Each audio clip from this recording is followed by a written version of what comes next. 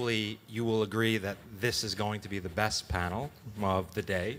I think we have some really great panelists, and it's really interesting. We've kind of been talking about this for a while with the web being interactive, of course, as the world's largest focus group. And we've been talking about this since the days of search, where you have search ads and you have the things that are ranking in search, and you're really able to get a sense or an idea of people's interests based on their activity as opposed to what their stated interests are, right? Because their stated interests are oftentimes not accurate, not concise, or you simply don't have access to them, right?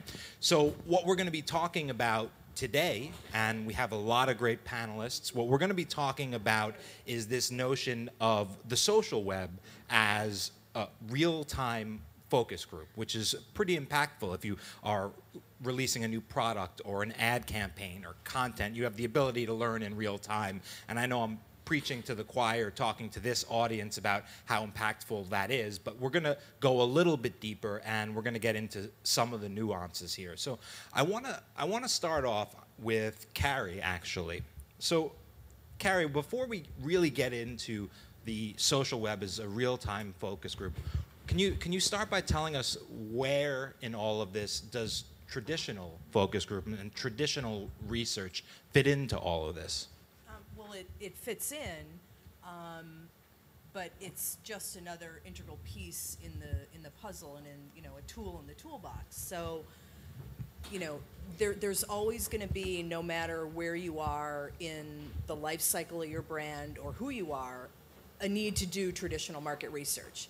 But I'm the broken record that everybody shuts up when I say there's something inherently honest about sitting in your pajamas, and I said this to Adam. As we were sitting in our pajamas. Yeah, and I was sitting in my pajamas because I work from home on Fridays. And there's something really, really honest, and the answers that you get and the responses that you see from people when they're, again, sitting in their most comfortable place, sometimes hiding behind the anonymity of a nick. I think a lot of brands miss, and it's easy. It's easy to find this stuff, and it's easy to actually find those pieces of information that you might want to use to supplement what you have already done from a traditional perspective. And I think it's a super shame that more brands aren't actually spending more time in the social space, looking across the open web to figure out what those pieces are, to actually either confirm or deny what their traditional research is doing. Because we know that people will answer in a way that they believe you want them to answer, and then there's the other side of that where people are completely honest, but you're never quite sure. I honestly believe that the people who sit at home in their jammies are actually answering probably a lot more honestly than someone who's behind frosted glass, taking a sip of coffee. So, Chase, I know you have something to say about this here, I'm sure, in terms of marketers that are insistent upon really focusing their research efforts on more traditional research. Can you maybe tell us a little about your views on where real-time insights and focus groups fit into the overall mix? Yeah, sure. Yeah, I think the challenge is, I just want to poll the audience here. Who's used like a poll on Facebook? Or like a question, just a yes-answer question? Those are actually very effective. And you are getting somewhat of a real-time response. But, individuals, if you provide them a survey, it's really challenging because, you're asking very direct questions that you've already sanitized versus what are those consumers actually doing? And I didn't expect this, but the L'Oreal person gave us a really big plug there. But one of the things that we're doing and very focused on is, well, what are people actually doing on content? Because people will act and interact around content you wouldn't even think about. And being able to measure what their behavior and intent is a much more higher degree of indication of what's relevant to them as an audience than going out and trying to do a direct survey. Because the challenge is most people, frankly, I don't fill out a lot of surveys, and and I've been asked to. where I would prefer, if someone knows what I'm interacting with from a content perspective, you really get an insight on what your audience is saying is most relevant. And how do you decrypt that? Well, obviously there's some challenges to that, but what we found being the most effective is the million person focus group. And if you look over, let's say, 20, 30 of your competitive brands, you're going to get to have a much more stronger indication of what is relevant to them than trying to pay for that at scale. And Chase, just a quick follow-up here. You said something when we were on the phone last week that might be sacrilegious to some people in this audience, but you said listening doesn't work. Yeah, well, the problem with listening, and I'm a big social listening person. I'm proactive to it. I mean, I'm pro on it. But the challenge is that 99% of your customers are not mentioning your brand name. And so therein lies the problem. And so how do you have an accurate read of what's relevant if your customers are not mentioning the keywords that you're listening on? So bottom line is you're listening inside of a can. And we recommend that you look outside of yourself. What are your customers doing on content is so much more powerful than attempting to listen to the keywords that you may think are relevant. And that's literally what we're doing is we're actually backing out what we're finding is resonating with your audience. If you know what's resonating, that's hot. You're going to get me to say urine, aren't you? No, absolutely not. But I teed Chase up with that one. I knew he could handle it. But, did you want to add a comment on that? No, I think just to add a couple of items, I agree with Chase that simply doing polls, you actually get a huge bias whenever you go out and ask. So the kinds of folks you end up getting back are not probably the real audience that you're trying to go after. If you step back for a minute and look at Facebook, Twitter, LinkedIn, just the overall social media, you have over 1 billion people who are engaging, interacting in some ridiculously large amounts per day in terms of messaging, in terms of actions, in terms of forming and unforming relationships. There is enough content, enough data that if you apply sufficiently kind of thoughtful analytics against it, to be able to pull out real-time information, to be able to literally you have a panel of 1 billion people. They may not be as expressive, but that's kind of a lot less expensive and a lot more timely than almost any other alternative. And later on, as we talk about it, I'll kind of go through a couple of interesting examples that kind of bring this out to light.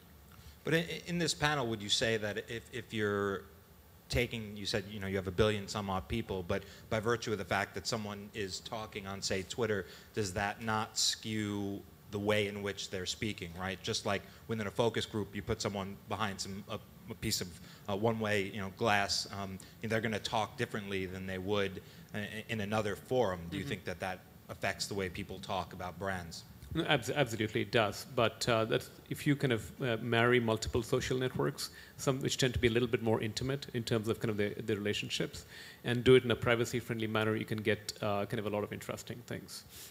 And the interesting part really is not just about what you get. It's not, do I like your brand, do I not like your brand, as much about you get the kinds of people. You learn a lot more about the kinds of people who engage best with your brand, and that's actually quite fundamental.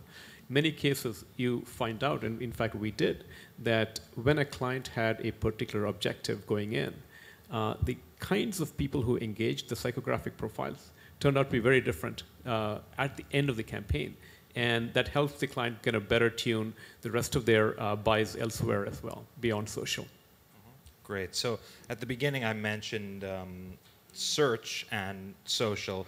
Kevin, we spoke a little bit about the role of search and how it also complements social in terms of real-time focus and insight gathering. Maybe you could speak a little bit about that. Yeah, absolutely. As someone who worked in search marketing for 10 years before shifting my focus to social, I think I'll go on record as saying search was really the first online focus group, even before a lot of us really recognized it for what it was. But one of the things that made search so valuable is the ability to go at a very granular keyword level and understand how people are searching for your brand, how they're thinking about your product, and most importantly, identifying what type of mindsets are leading to meaningful engagement with your brand and your branded content. And that's exactly how we should start, how we should be thinking about social. As Dilip mentioned, it's really the most valuable thing that you can be doing is understanding who is on your whether it's Facebook, Twitter, any of the social networks, who is engaging with your brand proactively, and better understand that person and how to go out and engage more people like them. Cool. It's not about being liked, it's about being effective. Exactly. I like that. I'd say it's about being loved, but anyway, you teed up Mike very nicely there when you were talking about engaging with content. Good to see you, Mike. We didn't get to catch up outside. Yeah. So you mentioned engaging with content. Mike, maybe you could talk a little bit about how some of your clients are looking at branded content and how the feedback, the real-time feedback they get is affecting their content strategies. I'm sure everyone knows Big Fuel, and you guys have a reputation for great branded content. Maybe you could shed some light on that for us. Yeah, I was just going to kind of comment on what everybody was saying here, whereas, where listening is part of it, and what Chase was saying is if they're not talking about the keywords that you're actually listening for, then how do you kind of extract any kind of value out of that? And I think it's a combination of technologies and, the human touch. In this case, probably the human touch is best described as brand channel management. And you're hearing that a lot, and it's kind of the next evolution from community management. And what I mean by that is that you've got people out there that maybe they're not listening for anything in particular, but all these conversations are taking place at the same time. So the things you're doing, what you're doing with your brand, the kind of content that you're releasing with your brand is having this active discussion on what's going on. And so if you have those real people that are monitoring it because they know who's out there and what kind of people are engaging on your social platforms, and they can aggregate that with technology in some way and kind of communicate it back in real time about what's effective, what kind of tweets are effective, what day parts are we kind of striving for, what kind of video content length, the amount of branded content that goes into that. What is causing the effect? What's the cause and effect? And our brand channel management people are the ones that a lot of times are dictating big ideas and creative, because they're the ones that are kind of the soldiers on the ground that have that real-time insight, and they just start to intuitively feel about what's working and what's going to go on. So I would say it's not so much what kind of content it is, it's really like what the audience is actually responding to and what are you getting the most of, and you do more of that. So there's all kinds of clients like Children's Place, for example, is able to react almost in real time to what's going on the site. We can release a piece of branded content about a new product that's coming out. We'll get some chatter about what's going on with that and how people are reacting to it, and the next hour they will have an offer out, based on what the community is doing.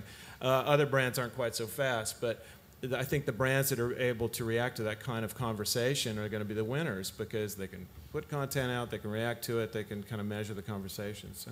So is that a formal role at Big Fuel, someone who's responsible for brand channel management as an evolution of community management? Yeah, a very, very valuable pinnacle person in our company, and it's growing daily. It's really what we're concentrating on quite a bit. It's the unsexy part of social media. I mean, social media, what we really hear so much of are the campaigns and the programs that go out that kind of have big ideas and get the big press. But it's really that blocking and tackling that nobody really likes to talk about, that people are sitting there following the communities, following what's going on, and reporting that back to the people that are ideating about what's going to be next. So when you do it, you start to kind of create something.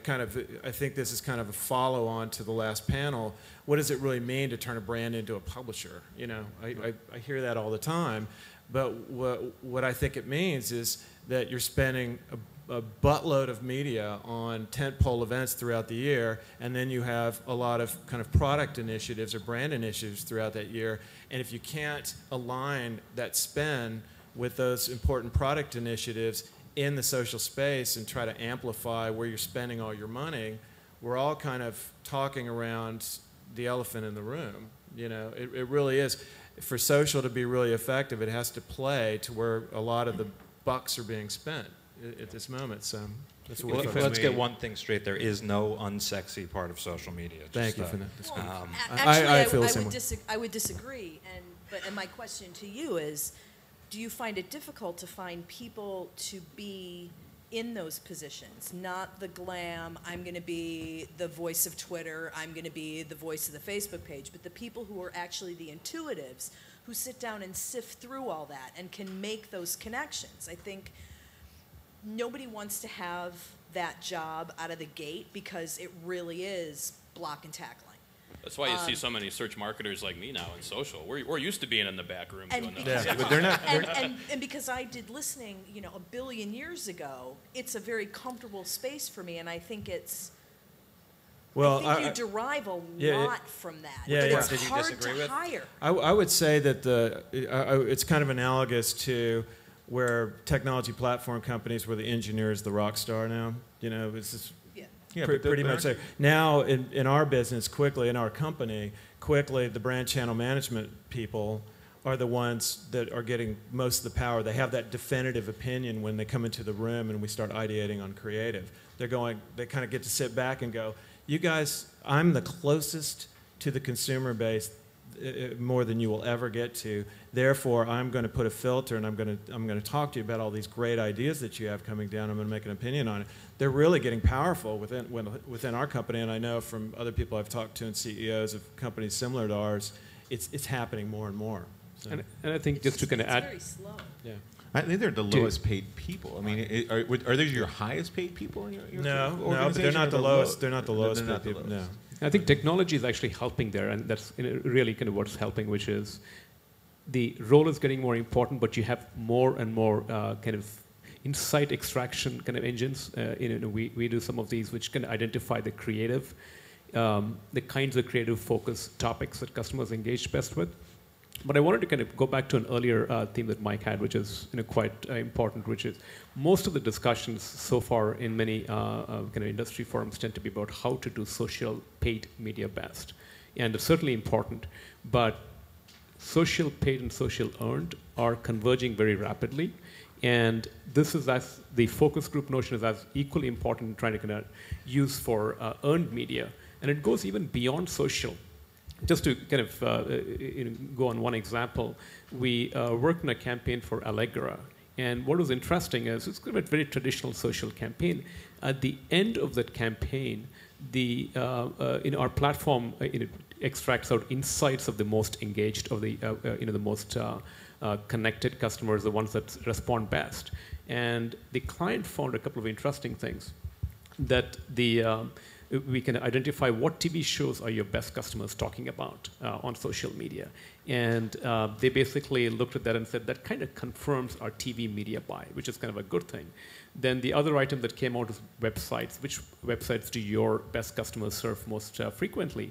And they learned when looking at the data that the top 5 sites that they were buying were the ones on display were not the right ones. So they were able to use essentially social media campaigns to help power media spend or direct media spend elsewhere.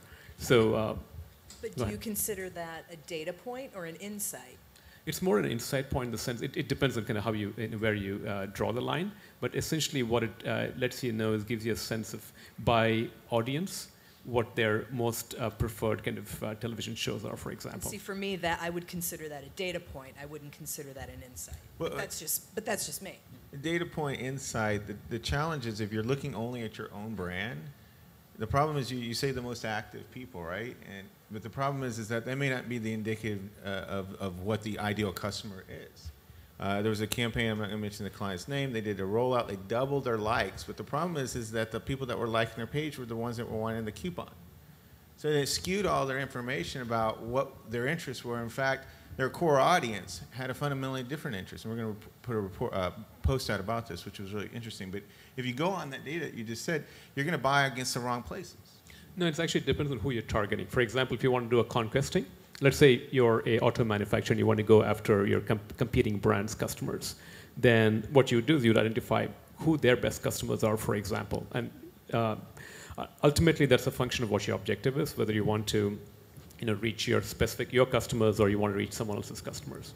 I think what Chase is saying, by narrowing the audience, by even if it's someone else's customers, it's still people who have liked or followed for one reason or another, It's not enough. promotion, et cetera. So if it's not enough, then what would the approach be to actually have significant data where you do feel it is enough to use as something that you would get out of a more traditional focus group? Yeah, well, you're going to have to look at, I mean, give a use case where we're doing something right now where we're looking at all the, good chunk of automotive bloggers, we're looking at a good chunk of all the automotive media-based properties, and then the automotive sites. And then when you start amalgamating that together, that's tens of millions of people.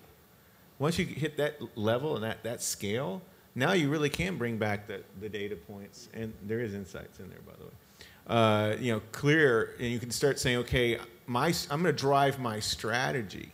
I see so many brands where they're saying, gee, we need to go off and buy a curation platform, or we need to go do X, Y, and Z, but they don't really have a strong strategy of what they're going to do with this content once they get it. And so we're looking, fundamentally at what is your audience doing at a much higher level, and then helping that strategy drive down what type of content should you be creating. Because how many brands here have $1 million to spend on content in the next 12 months? Nobody. But you think about it, there's genius moments. I mean, everyone here has had a genius moment, right? But you're just not having them every day. But out there around you, there's genius moments happening all the time. That's our tagline, by the way. Excellent. Well, we'll remember that one. Thanks, Chase. So, Mike, let's talk a little bit about real-time social interactions and the role of testing. I don't know if you have any anecdotes from any of your clients in terms of content testing or the ways in which you're actually doing different types of tests for your clients. Do you have anything you could share on that with us? Well, I mean, I brought up one example with Children's Place. The other I think is, kind of T-Mobile, which is we're going in there and we're kind of, I guess it's that, failing fast or succeeding fast kind of methodology where you're going in there with something, you're getting, instant consumer feedback on the creative of the idea, and you can actually, because of the content format that it is, we're not making 30-second spots, so, to kind of course correct on the creative direction of a Twitter flow is not a hard thing to do in real time. So I guess it keeps going back to that whole thing of we don't really pre-focus test a campaign. We just don't go in with both feet at the same time, and just start to roll it out. Don't engage all the influencers at one time, but kind of start getting some learnings as you're going. But this can happen over days, sometimes hours. Yeah, so. and I totally agree. And I think the Super Bowl is a great example of a showcase of what can be this at its finest, or oftentimes the biggest missed opportunities where, for most of our clients, their Super Bowl spot is their single biggest, media and content expenditure of the year. And so, for our Super Bowl clients, we set up, mission control in the office that day where we're responding every time there's a new Super Bowl ad, a new tweet from one of our competitors. We're updating Facebook, we're updating Twitter, we're updating our search keywords, and the results are just, amazing. We had, one of the biggest Super Bowl advertisers of this past year. We actually kept the conversation going across both search and social about their Super Bowl ad it was 5 days before we started to see a meaningful decline in searches and conversations on Twitter and Facebook about it. And you said, which brand was that? No, I'm just kidding. Mike, just a large brand. A large brand. Massive brand. A massive brand. Mike, just to go back to you for a second, when we were talking about testing, when we spoke, you had mentioned another approach to actually creating content, larger bodies of content, I think is something we spoke about, different strategies. Yeah, I think there's interesting things happening right now, because,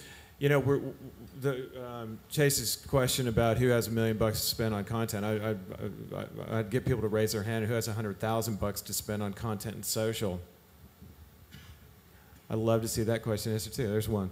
So this is really the reality of it. And while there's everybody wants to consistently grow their social platform and audience over time and have a kind of consistent network there, how do you kind of we're all talking about it's got to be content. We're so far behind on content. Let's get content going.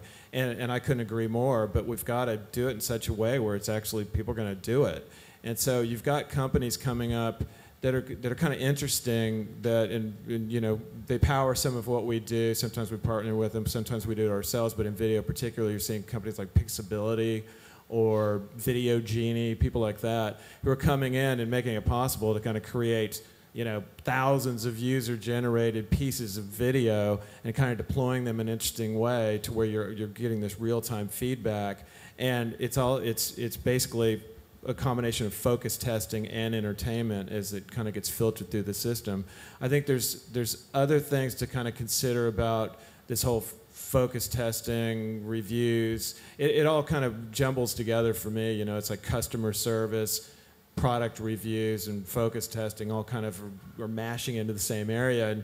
And like look at Walmart, they're basically kind of replacing the 800 number with with their, I don't know who they use. They might use Get Satisfaction or somebody like that. But it's kind of interesting to go into those spaces and see how it's really, just right from under our noses in the last couple of years, it's kind of evolved into this place where, it's kind of that wiki community sourcing of customer service. And in some way, that's kind of focus testing. So that's the stuff that's interesting to me now, that while we're kind of waiting for everybody to agree with, let's get some bigger content budgets, we got to get better about showing people what the value is of creating 20 videos and what we're going to do with them and how we're going to kind of distribute them and what value it's going to have for the brand. That's the big challenge now. And so I feel we do it pretty well, but it's still, we got a long way to go. So. And it's a hard sell to sell into a client to say instead of 1 or 2 spots, we need to now create 20 of them or or 50 of them even. Yeah, and I'm sorry, just one more thing. It's like, and the whole social space has been defined by different agencies that define social by what they already do best. Like for PR agencies, social is blogger outreach, and for creative agencies, social is a funny 30-second YouTube video because they already do 30-second spots. So content's got to be a little more integrated than that kind of thinking right now. So. Yep. So I want to just change gears for 1 second. Carrie and Dilip, I know this is an area of interest to both of you, but Carrie, we spoke about the role of social data in terms of ad targeting. We've really spoken a lot about content and more organic social media, but maybe we can shift just a little bit in terms of ad targeting and the role of social data. Yep. Okay. Something that we've found that's been very successful is either confirming or denying what your targets look like when you're going out to buy media in any of the channels, by supplementing that with looking at what the social listening and the social data is around that and around the campaign, plus or minus X amount of time. To your point, you can only trust those keyword searches so far, but they do get you in the ballpark to a greater or lesser degree, especially if you pay attention to the places that aren't the owned media channels. So if you take a brand's Facebook and you take a brand's Twitter out of the mix and you say, okay, well, you have a heavy footprint in some very specialized forums and you have some really heavy-duty bloggers, they are going to mention the brands more. So you have the ability to pull that data. You can then aggregate that and look at what are the patterns in the data that you're pulling back about that particular campaign or about that particular brand across that amount of time. And you can say, well, gee, for years I've gone on the assumption that my target was 18 to 24, and holy crap, this campaign resonated with the silvers of the world, and it was, the 50 plus.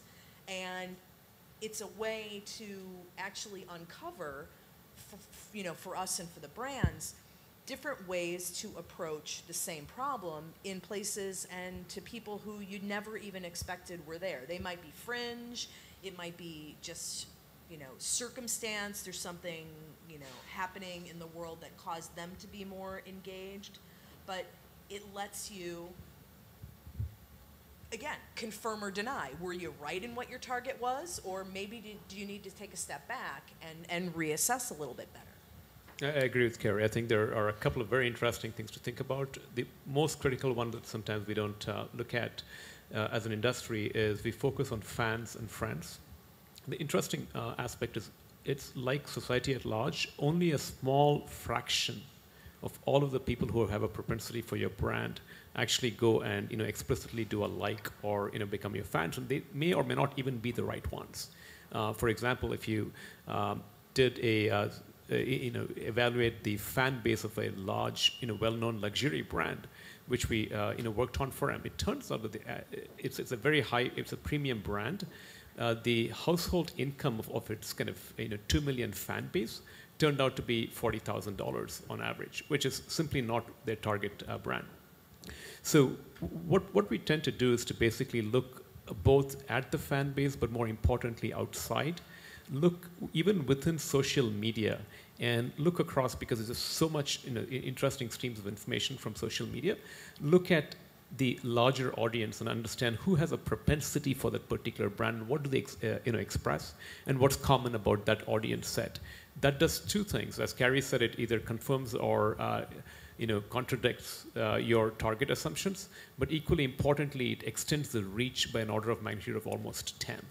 So and also something with that as well is if you're looking at not just the owned channels and you look at the day parting, the weekday parting against something that you don't own, against an audience that matches you, then you can spend your dollars more efficiently. So I can look at a brand and I can say, okay, well, the people who are engaging with you now are nowhere present on the weekends. Saturday and Sunday are dead for you. Why spend your media dollars serving out anything on the days where you know that a large portion of your audience is not even there? So it's just another way. Right, I agree. And just to use, I hate to keep using the same vertical examples, but interesting one is Cedars-Sinai, one of our clients.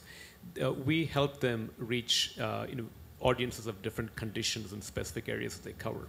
People with back pain, people with foot and ankle problems. You'd be surprised at how much targeted marketing there is in the healthcare industry. But what's interesting is much of this, very few people go out there and do, I like foot and ankle problems, or I like back pain. And so if you kind of extract insights from social media, you can better target the actual set of audiences who have a higher likelihood of being your prospects, your customers.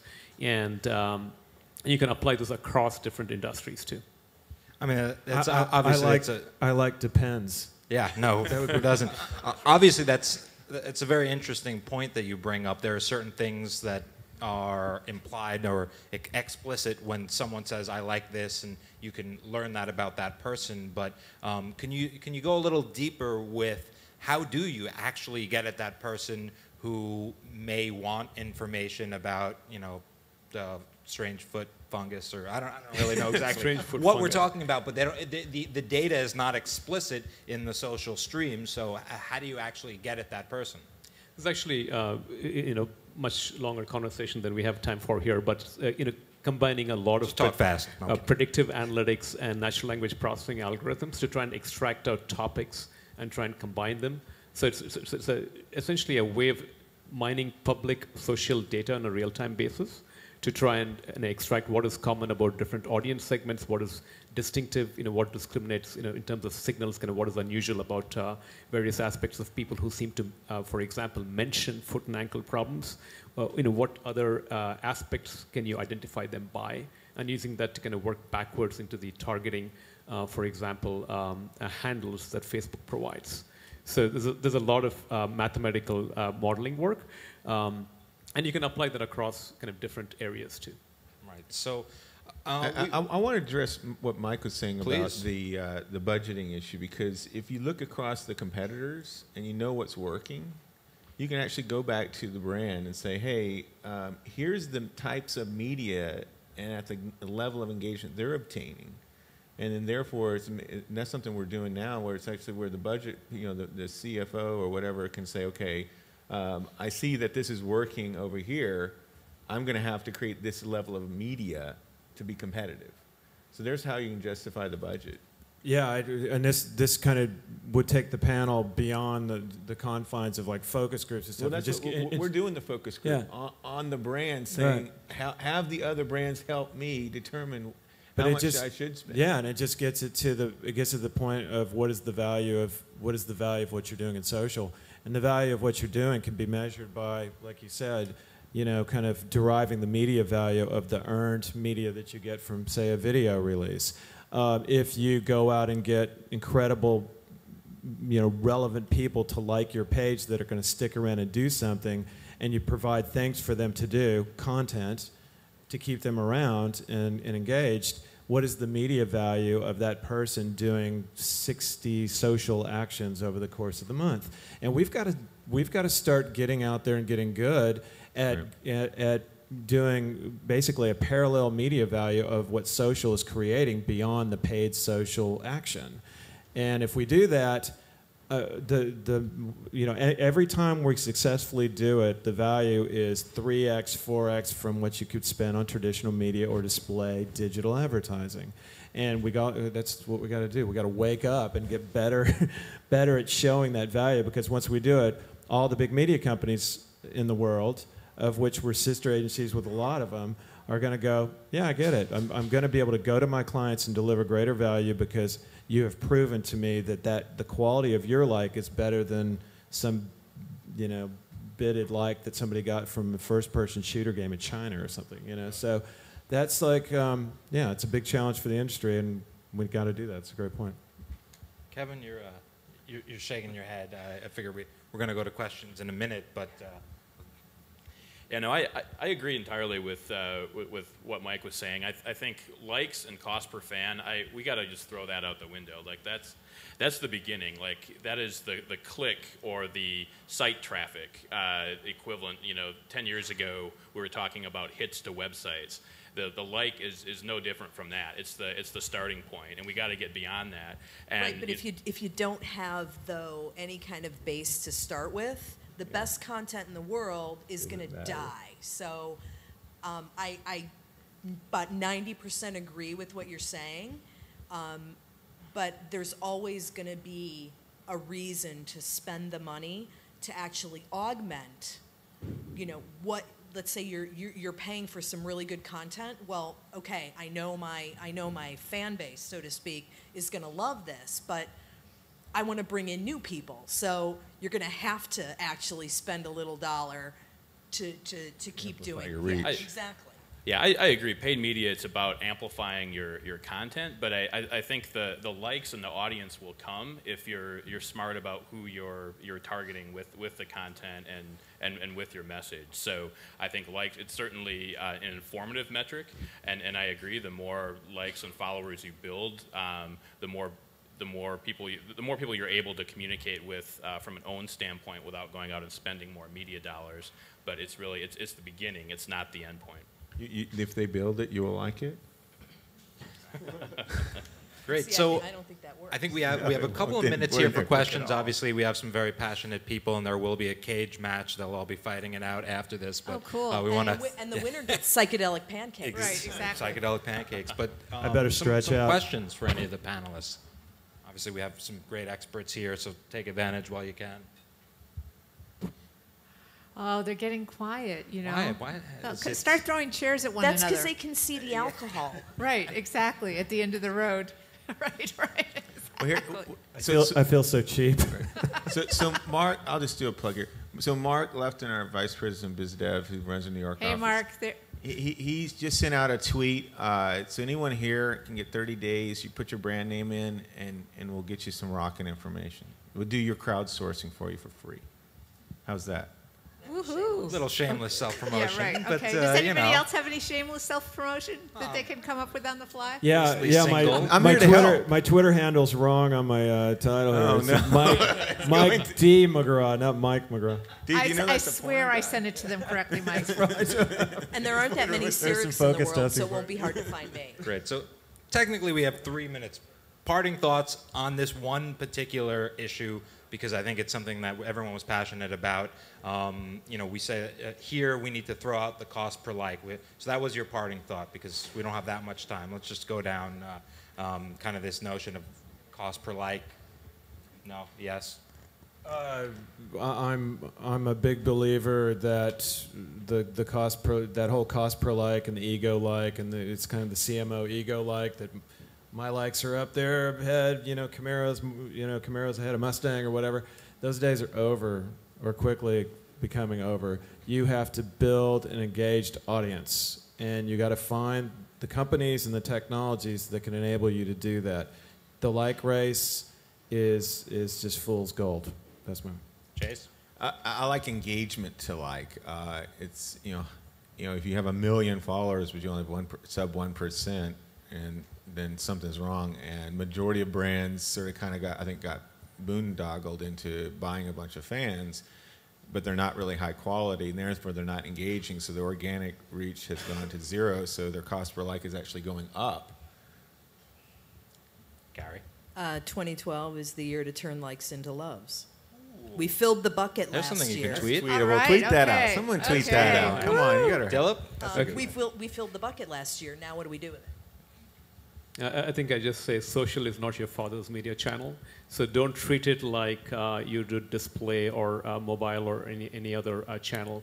This is the only channel where you get sufficient detailed information, data, insights, of any stripe, and use that completely, both for targeting and for post-campaign analysis, information, and so on. So treat social media, use all of the information you get, and it can tell you, as Chase said, about your competitors. It can tell you about who your customers are, and importantly, it can tell you about your overall media strategy too.